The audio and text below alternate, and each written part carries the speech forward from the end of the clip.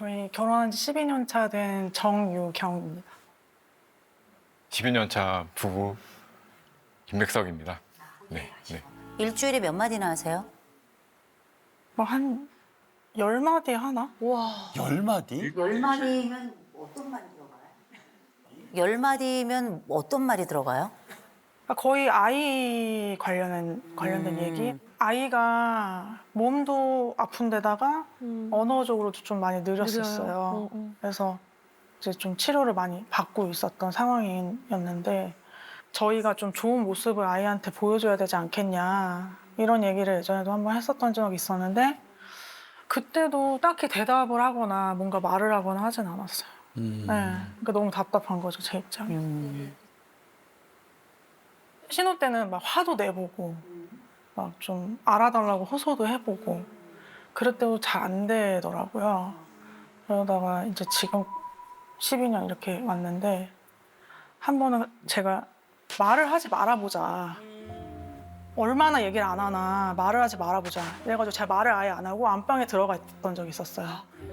근데 2주 동안 정말 안방에 한 번 안 들어오더라고요. 남편이 먼저 미안해 이렇게 할 줄 네, 아셨던 네, 거죠? 네, 네. 오. 2주 후에 그럼 본인이 안방에서 나온 거예요? 제가 나가진 않고 톡을 보냈어요. 남편한테. 답답해서. 네, 답답해서 막 장문으로. 아, 그랬더니 이제 그때서야 갑자기 이제 방 그 턱에서 문지방에서? 거기 이렇게 와가지고 뭐 그러면서 얘기를 했던 것 같아요. 어. 네. 옆에서 모른 척하거나 이러면 진짜 그 사무처는 일을 말할 수 그렇지. 없거든요. 그 상황을 좀 얘기해 주시겠어요, 그때? 빨래를 같이 개고 있었어요. 빨래를 이렇게 개고 있었는데 제가 좀 허리 디스크가 좀 있어가지고 갑자기 이렇게 으악 하면서 허리가 이제 좀 터진 거예요. 그래가지고 저도 모르게 이제 뒤로 이렇게 좀 넘어가게 됐는데 아우, 얼마나 아팠을까? 제가 너무 아프니까 일어나지도 못하겠고 아유, 그 상태로 계속 있었는데 아무 말 없이 그냥 빨래를 개고 있더라고요. 그래서 제가 누워있는 상태로 울었어요. 저 혼자 조용히. 신혼 때부터 왜 남편의 말이 없어진 것 같아요? 원래 성격이었던 것 같기도 하고 어떤 특별한 사건이나 혹은 다툼의 일 같은 게 있었나요? 그 남편이 술 문제가 좀 있었어요. 술. 네. 그래서 주량도 약한데 술을 먹으면 일단 연락이 두절되고 이제 그러니까 한 번은 엄청 한겨울이었거든요. 막 연락이 안 되니까 새벽에 제가 혹시 몰라서 밖에 좀 나가 보려고 문을 이렇게 여는데 안 열리는 거예요. 그래서 보니까 거기에 이렇게 누워서 겨울에? 자고 아이고야, 큰일 날 뻔했네요. 큰일 날 뻔했네. 제가 이런 일이 있었거든요. 남편이 그 똑같이 이제 술 문제 때문에 제가 너무 속상해서 이제 누군가 통화를 하고 있었는데 남편이 갑자기 그 방으로 이렇게 들어오더니 저를 막 밀치는 거예요. 나가라고 이렇게 방 바깥으로. 그러면서 저는 이제 당황스러우니까 안 나가려고 이렇게 버팅기고 이렇게 하다 보니까 좀 상처가 몸에 네. 일어났고 그때 제가 너무나도 큰 충격을 받아가지고 새벽에 엄청 막 소리를 지르면서 막 울면서 이제 눈앞에 쪽가위가 있었거든요. 쪽가위가 있었거든요. 그래서 긁을 하려고 앞에서 이렇게 시도를 했는데 자해를 했다고 들어도 될까요? 네네 시도 네.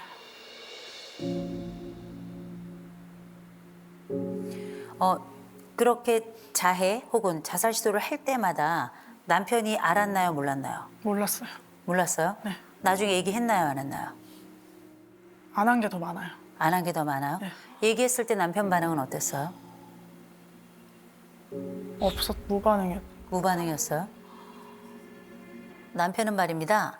저를 없는 사람 취급해요. 날 투명인간 취급합니다. 이렇게 아내가 얘기를 하는데 맞나요? 그러니까 말이 없기는 한데 실제로 뭐 고민이 있거나 그러면 예전에 뭐 신혼 초나 이런 때는 와이프한테 얘기를 했었는데 그게 좀 잘 안 되더라고요. 그래서 신혼 초에 와이프보다 그 처제한테 많은 얘기를 했어요. 처제에게요? 네. 어. 그러니까 처제는 얘기를 하면 들어주고 이제 뭐 공감을 해주고 이제 얘기를 해주는데 와이프한테 얘기를 하면 와이프는 이제 평가자가 되는 거예요. 그건 오빠가 잘못됐어. 아, 평가자. 아, 공감보다는. 저는 솔직히 와이프한테 좋은 소리를 못 들어봤거든요. 아, 그러니까 오빠가 잘못된 거야. 오빠 생각이 틀린 거야. 이렇게 딱 얘기를 하면서 하다 보니까 이게 뭔가 하나씩 벽이 쳐지는 거예요. 나는 이 말을 하면 안 돼. 이 말은 하면 안 돼. 이 말은 하면 안 돼. 사실은 아버지가 이제 알코올 중독으로 돌아가셨거든요. 아버님께서요? 네. 그래서 이제 술에 대한 좀 그런 게 있었어요. 그런 게 어쩌면 아버지처럼 살지 말아야 되지 판단했었음에도 불구하고 이제 술을 먹기 시작을 한 거죠. 뭐 얘기했지만 이제 술 때문에 신혼 초에 그런 이벤트가 있다 보니까 어떤 생각이 드냐면 그냥 아 나는 죄인이다라는 생각이 먼저 들었던 거예요. 주인이다. 네. 그리고 그 아버지 그러셨지, 어머니 돌아가셨지, 형 장애인이지 아, 형이 장애가 있어요? 이러니까 이제 막내인데 막내가 아닌 이제 장남 그런 거예요. 그러다 보니까 이제 제가 지금 가정에 대한 트라우마가 좀 너무 강해요. 아니 그러면은 대화를 거의 안 하게 된 그 시기가 언제쯤이세요? 그 장모님 네. 그 살 얘기를 자주 하셨어요. 아, 체형에 대해서요? 네. 네. 이게 독하게 마음 먹고 한 번은 이제 헬스장을 끊고 운동을 심하게 한 번 했었어요. 안 하던 운동을 갑자기 막 하다 보니까 막 십필줄이 터지고 막 그래갖고 아이고. 병원에 입원을 했거든요. 그때가 또 공교롭게도 또 추석이에요. 와이프 이제 병원 입원했는데 이제 어머니가 오셔갖고 언제 태어난데 괜찮아 이게 아니고 막 또 막 쏟아내신 거예요. 왜 여기 누워 있냐 명절인데 뭐 이러면서 막 이렇게 엄마인데. 질책을 하신 거예요. 아, 그래서 울면서 전화가 왔고 제가 전화를 했죠. 아파서 누워 있는 사람한테 그렇게 하시는 건 좀 아니지 않냐라고 좀 이제 편을 든 거죠. 네. 그래서 그렇게 했는데 이제 처제가 그걸 본 거예요. 그러면서 이제 처제하고 저하고 이제 완전히 아예 배려가 쳐진 거예요. 아예 그냥 남보다 못하는 사이. 처제하고는 어떻게 지금 화해가 좀 됐나요? 관계 회복이? 관계 회복은 됐는데 한 번은 전화가 왔어요. 이제 회사에서 일을 하고 있는데 아버지한테 전화가 왔어요. 뭐 이유 불문하고 어쨌든 네가 어른이니까 이제 화해 신청을 해라. 그래서 이제 그 부부가 왔고 식사를 하면서 잘 풀었어요. 그러면서 이제 집까지 왔죠. 네. 뭐 인사하면서 이렇게 했는데 와이프가 그때 좀 술 좀 먹었었거든요. 그래서 저한테 했던 말이 뭐냐면 무릎을 꿇으래요. 무릎이요? 왜요? 누구한테요? 왜? 처제한테요? 네. 왜요? 예비 신랑도 있는데요? 네. 그 사람 그래서 다 있는데? 예비 신랑도 있는데요? 자기 편 들어줬는데 무릎 꿇어야 대박이다. 아니 근데 아내 편을 들어줬던 남편인데. 그러게 왜 거기서 갑자기 그랬을까? 내가 왜 무릎을 꿇어야 되는 거냐. 그냥 본인이 잘못한 것 같다라고 했고. 그러니까 근데 그게 그때 상황 생각하면 너무 화도 나고,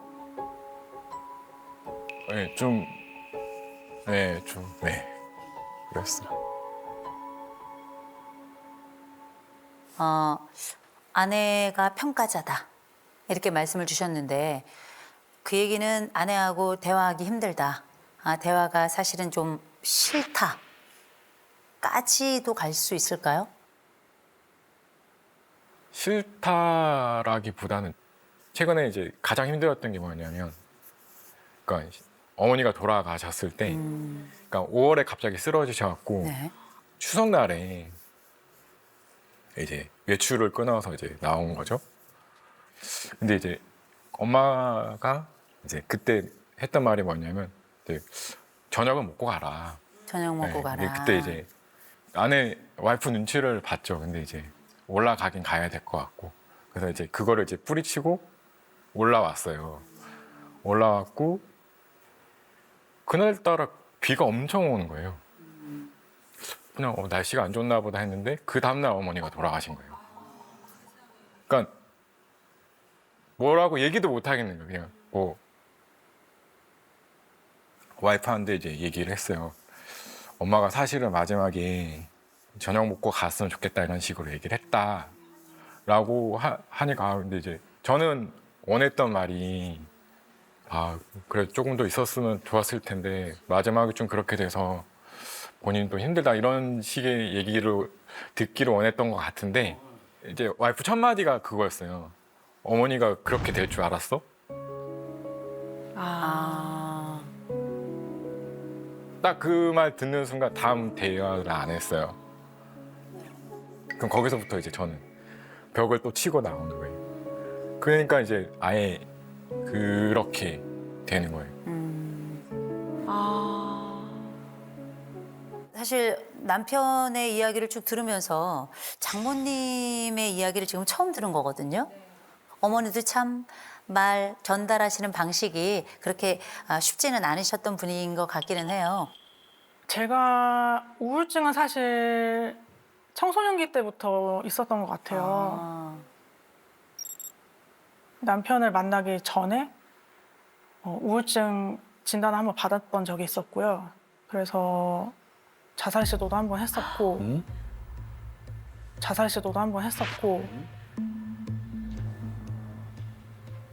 요 관련해서 제가 잠깐 질문을 조금 드릴게요.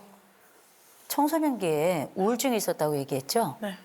무슨 일이 있었던 거예요? 어렸을 때부터 부모님 사이가 안 좋으셨어요. 네.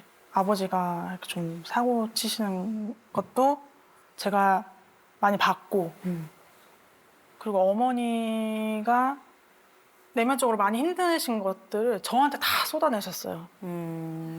제가 미취학 때부터. 제가 고등학교 때 한 번 이제 부모님께 좀 크게 싸우신 게 있어요. 그때 좀 TV에 나올 법한 정도로. 큰 싸움이었군요. 네네. 네. 그때 제 동생이 초등학생이었고 동생을 지켜야겠다. 이 생각에 동생 방문을 걸어 잠그고 제가 거기에 있었던 기억이 있어요. 그런 것들을 많이 보다 보니까 주눅도 많이 든 상태였고 어머니가 좀 많이 엄하셨거든요. 엄하셨어요? 네. 엄하셨다는 얘기를 조금 풀어볼까요? 혹시 많이 맞았나요? 네. 맞았을 때 보호해준 사람이 있었어요? 없었죠. 그리고 동생의 보호자로 계속 살았던 건가요? 네, 저는 네, 그렇게 살았다고 생각하고 있어요. 자, 보세요.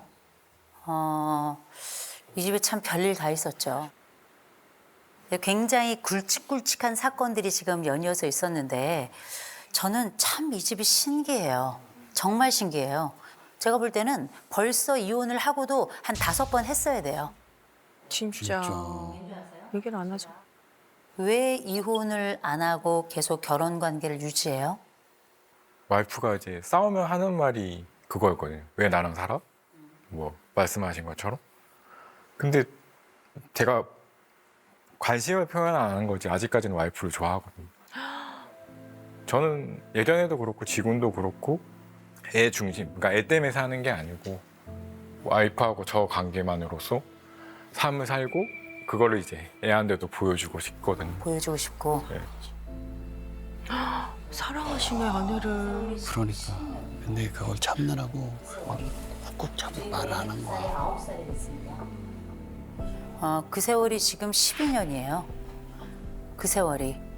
그리고 애는 그 사이에 9살이 됐습니다. 엄청난 일들이 있었어요. 아내는 이렇게 학대받는 집에 장녀로 살아가죠. 남편은 알코올 중독 집안에 비장애인 아들로 살아가야 되는 거예요.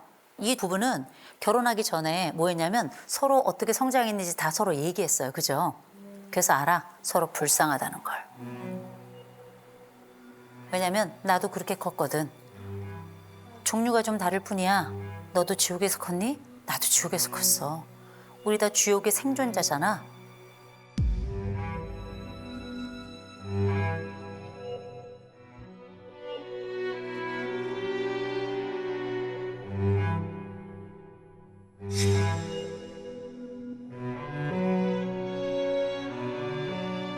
그래서 우리는 서로에게 생존자였기 때문에 서로를 더 잘 이해할 거라고 생각했어요.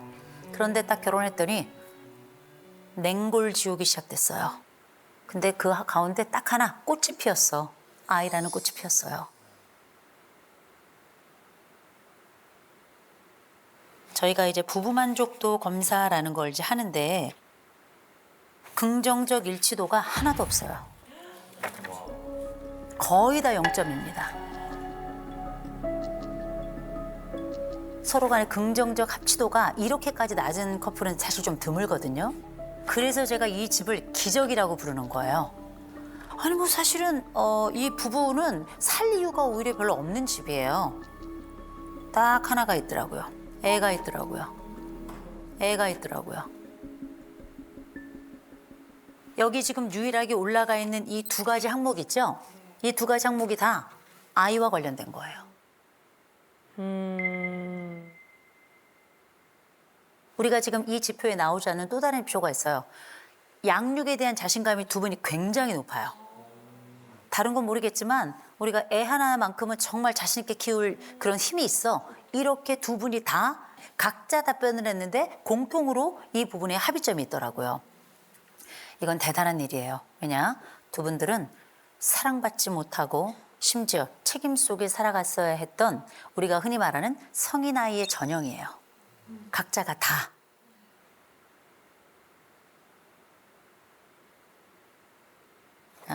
남편이 지금까지 이해를 하지 못할 아내의 부분을 좀 설명을 드릴게요. 이 아내가 자꾸 공감해달라 그러는데 답을 내죠. 그거 왜 그런 줄 아세요? 장녀라서 그런데 답을 빨리 내지 않으면 맞았거든요. 이 아내는 계속 해결을 해야 되는 사람이에요. 보호자 역할을 해가면서 솔루션을 바로 내지 않으면 늘 위기에 처했던 사람이라 공감할 시간이 없어요. 솔루션을 주기 바쁘기 때문에. 이건 성장에서 오는 아픔 때문이에요. 생존하는 방식으로 답을 찾는 것뿐이에요. 남편이 이런 말을 해주면 행복할 것 같아. 다른 사람이라도 나에게 이런 말을 해주면 행복할 것 같아. 한 가지만 생각해 볼까요?